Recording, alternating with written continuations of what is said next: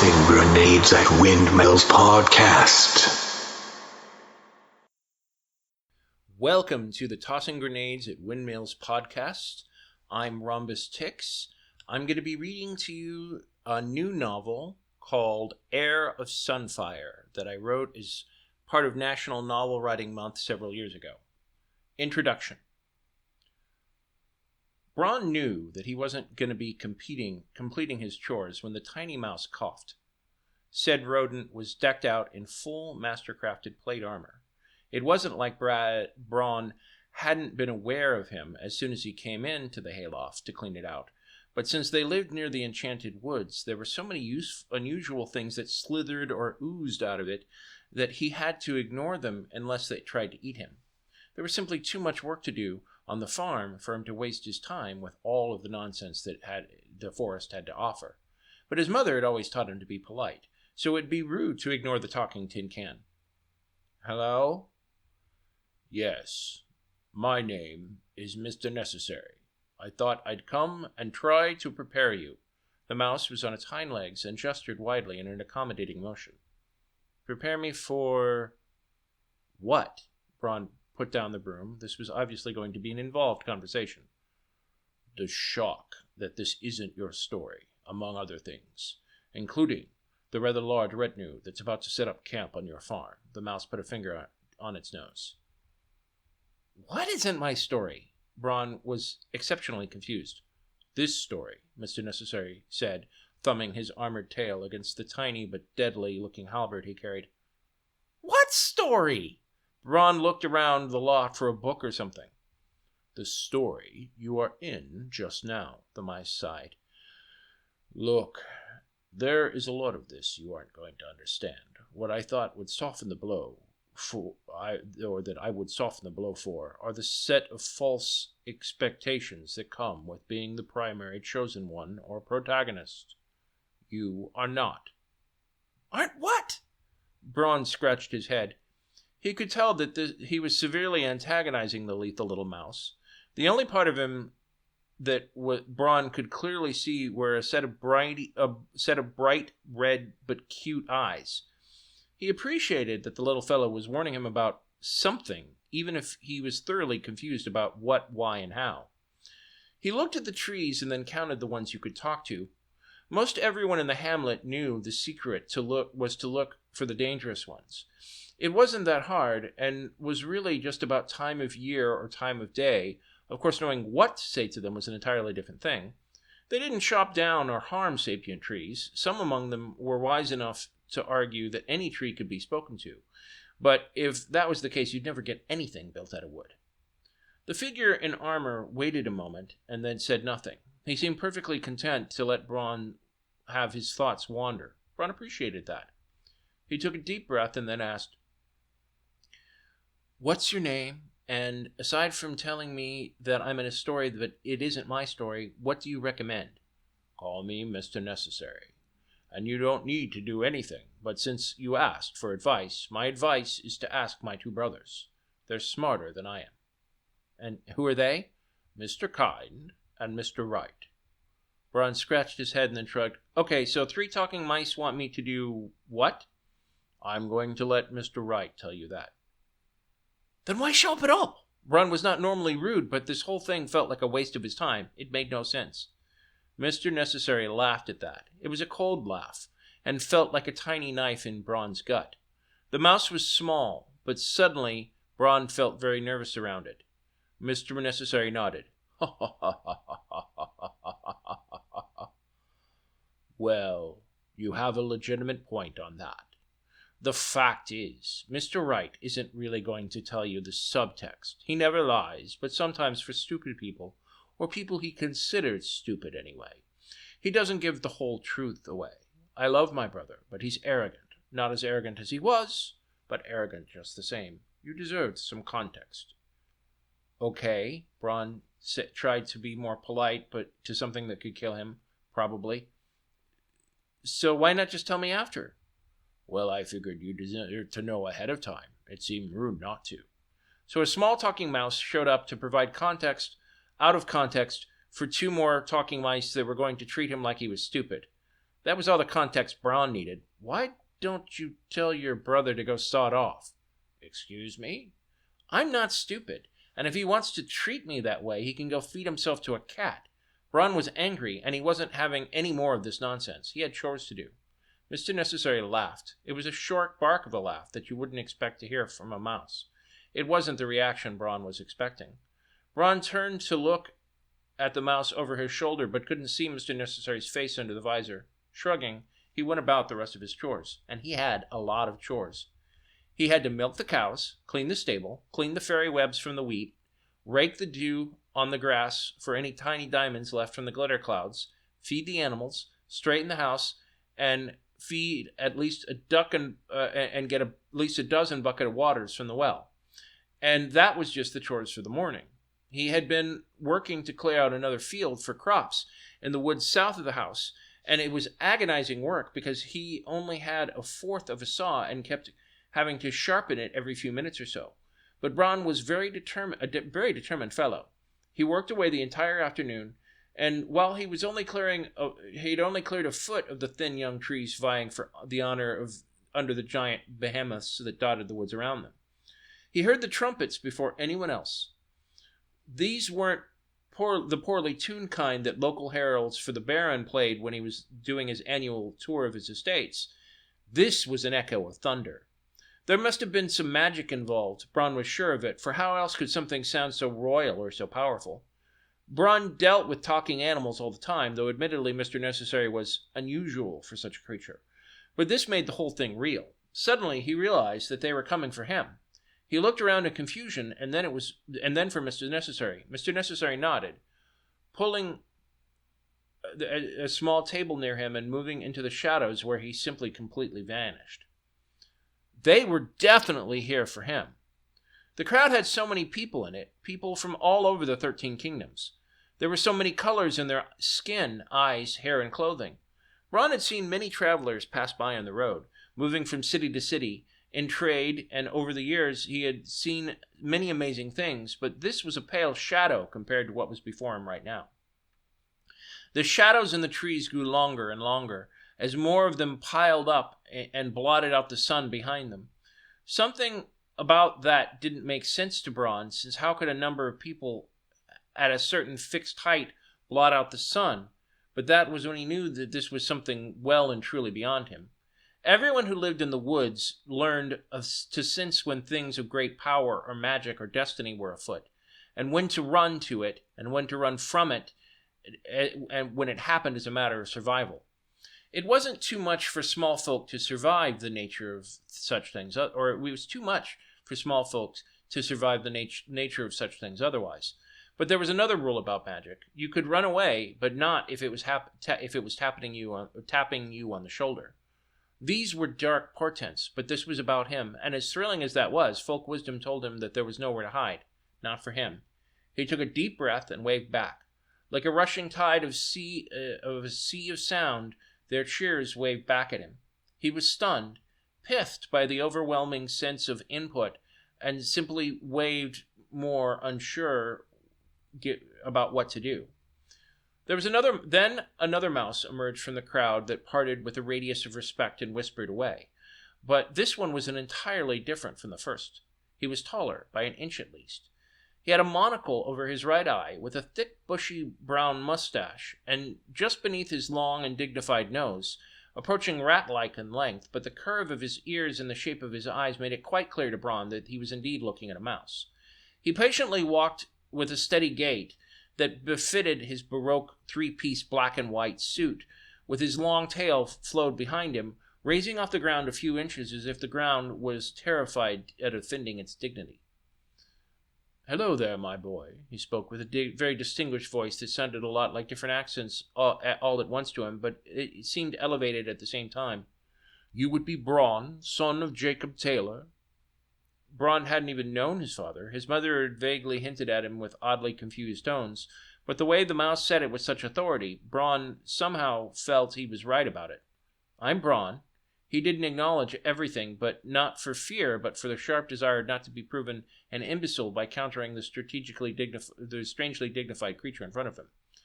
"Excellent. I see my brother, Mr. Necessary, was here. Did he tell you why we are here? Bron shook his head. If the three mice were brothers, why did they call each other by the title Mister? He didn't say anything for fear of appearing stupid. You look like the long-absent prince. You're a dead ringer for him. The rebellion and reform movement needs a figurehead. We need someone who is willing to pretend to be him and who can untie disparate factions to come together and help us make actual progress. Ever consider changing your life?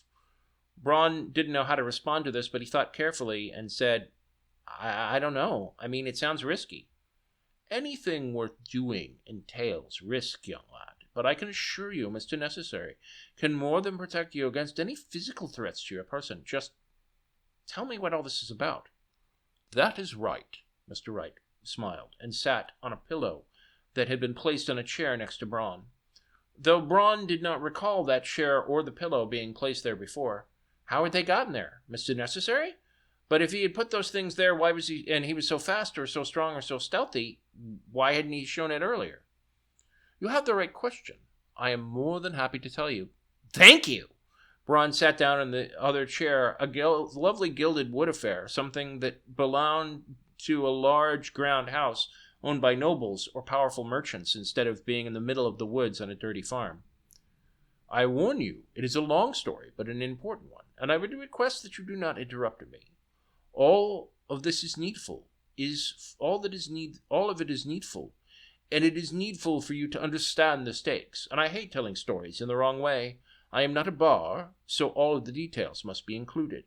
I promise not to interrupt, Ron said, leaning forward, eager, curious. Very good, said Mr. Wright. Then let us begin. This has been the Tossing Grenades at Windmills podcast. Buy my book, Have Name Will Travel, at Amazon and other markets. RedAnvilCreative.com contains all our podcasts. Copyright 2023.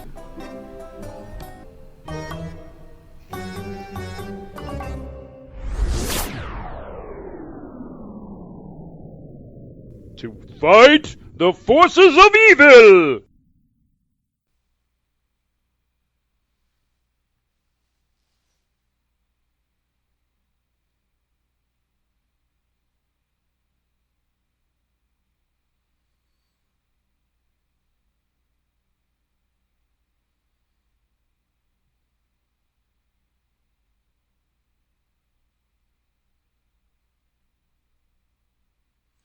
Welcome to the secret commentary. After each chapter of the novel, I started this trend in the last novel, and I think it's a good one. I don't know if I'll necessarily do it for every chapter of this novel. The last novel was in part about teaching, and so I wanted to put the lessons somewhere, and they seemed the most logical place was after the end bumper. Not as much to teach with this novel, in my opinion. It's more personal, but not as terrible. The introduction you just heard was not written in the first draft.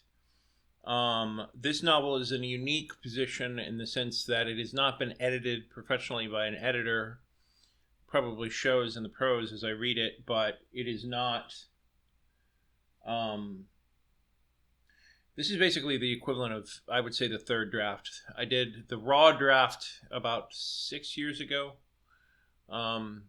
It blurs together, but I believe it was about 6 years ago for National Novel Writing Month that I always wanted to try my hand at it. The first time I tried it, the novel I wrote was so just gross, it didn't work, that I gave up in disgust. This time around, I tried it again. I'd had some vague ideas about what it was going to be, and I basically took two concepts and mashed them together in a way that fit pretty well. There are basically two major arcs to this novel. The first one is about Timmy/Michael, as you'll learn and meet about him in the first chapter one, and I'll skip most of the details on that except to say that he is, in fact, the primary protagonist. And the second is largely about the mice. The mice became kind of a thing unto themselves and gave me all kinds of other ideas that I have since actually decided that I'm going to start a side project called Three Mice That See, that is going to be a bunch of short stories about these three mice, Mr. Kind, Mr. Right, and Mr. Necessary. General rule of thumb for most of my novels is that there is no author avatar character, or if I have one, I kill them quickly. The first novel, Michael Onyx, is the author avatar character, a little bit to a lesser extent Blackjack, and both of them are awkward as hell. The second novel, Quiescence Prow and Chester Arthurson, are both author avatar characters, parts of myself in some ways. Enhanced parodies. They're not really even approaching author avatar characters, but suffice to say that both are obnoxious as hell. The third novel, Grenade Man, is obviously author avatar character, and I have fun with that one. But Frank has actually slowly over time almost developed a life of his own, and is at this point, while I would like to see some of myself in that character, I am not the hero that Frank is, for sure. Fourth novel, which is just generically terrible. I don't have any sense of ownership in that novel anymore. Pre-Cyber was a lovely, noble attempt at writing a novel with a friend, but due to the complete inability to go in back and edit the hell out of that thing, I might as well have said that. And when I did it for the podcast, it was run by, it was written by Ken Leitner and Alan Smith. And for those not familiar, in Hollywood, when a director wanted their name stripped from a movie, they would often replace it with Alan Smithy or John Smith. And there's actually a Smithy Awards for terrible movies. It was the first novel I read for the podcast. It's to a certain degree why this version of the podcast exists. For those not familiar, there's a caveman version of this podcast called the Red Anvil Productions podcast that exists on Drive-Thru. I need to transfer more of the Tossing Grenades at Windmills podcast episodes to Drive-Thru. I haven't ever gotten around to it for reasons. But yeah, anyway, fifth novel, I finally got wise to what I should be doing. And Augustus Liberty Curving, who is arguably the villain of the tale, dies on page 1. And then, of course, I break my own rule. And in this one, I have 3 author avatar characters. And the mice. Arguably, Timmy is the 4th, but Timmy is complicated, and I'll save my comments on Timmy/Michael for chapter 1. I'll focus a little bit more on the mice since they appear on this. Suffice to say that Bron is not an author avatar character. Bron is just somebody that looks like Michael. The mice are parts of me amplified, so technically they're author avatar characters, but at the same time they're definitely not. National Novel Writing Month is very difficult to do. The text in this was definitely not part of National Novel Writing Month. In some ways, it's great because it forces you to produce a lot of content in a short period of time. But over time, I would argue that based on the feedback I've gotten so far on Army of Fire, it's not my writing style. While both Grenade Man vs. Zombies and this novel were produced in a short period of time, and they are arguably better than most of my other books, Army of Fire is so much better that I've come to the conclusion that while I might do National Novel Writing Month again at some point, as a rule of thumb, I write them as fast as I write them. And while I would like to imagine that someday I'm going to have motivation and time to write at my full potential, which is up to 2,000 words an hour when I'm really truly inspired. I did that once when I was doing some of the RLR books for Holistic Design. But it's very difficult to sit down and put that much out, mainly because, I'm pretty much doing this for me at this point. I do have some podcast listeners, I do have some fans, but they're not genuinely hardcore rabid fans. I do this for me. I do everything for me, and that's kind of the irony about this book, because this was done for a child that I'm no longer going to have, right? Heir of Sunfire is a warning fairy tale where I basically am attempting to teach a child that I will now never have, or at least highly unlikely, about the dangers of listening to your parents, right? And that sounds stupid. Like, that's the exact opposite of what most warning fairy tales are. The warning fairy tales are, don't go into the woods, don't disobey authority, because if you do, bad things will happen, right? And I think that there needs to be more books like The Golden Compass, which is, question the people that try and make you assume things.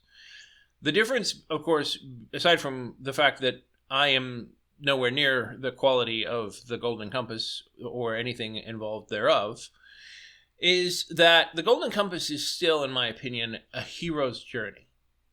Had an editor look at this one point, it was kind of, this person on Fiverr was a little bit weird, because they were halfway between a full editor and just a sensitivity reader, where they did an edit pass, but they gave a really detailed feedback. And some of the feedback was helpful and some of the feedback was not. And one of the things that was not helpful was how she wanted this story to become the hero's journey. And I'll be honest, not every story is the hero's journey. I want to reemphasize that, because if I'm teaching anything in the course of doing this, it is that trying to cram every story into the Mask of 1,000 Faces is garbage. In the history of mankind, we have slowly over time advanced in our understanding of story and our quality of story, and the hero's journey has become a big thing. And I love heroic tales and encourage other people to do so, and will continue to write heroic tales. But not every goddamn story is a hero's journey. The Warning Fairy Tale is another perfect example of one, right? Not every story has a happy ending. Not every story has a hero in it. In this case, it does have a hero, but this is not her story or Bron's story. This is Timmy's story. And even if I've tweaked the ending so that it's not as dark as it was in the first draft, to make it more palatable for people, the fact of the matter is, Timmy makes the wrong choice, right? Spoilers. Timmy gets through, does some heroic things, does some courageous things, is largely propped up by Trisha, who is an actual hero, and at the end of the day makes the wrong choice. And there are consequences for that choice.